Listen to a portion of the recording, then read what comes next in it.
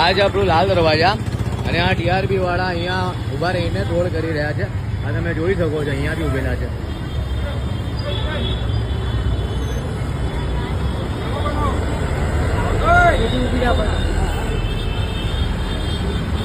ભાઈ કોને રોક્યું તમને?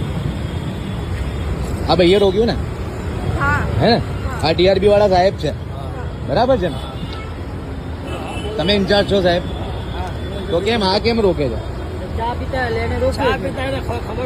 તમને સત્તા નથી ને ભાઈ રોકવાની, તમને સત્તા નથી ને રોકવાની. સાહેબ છે ને, હું શું કહું છું?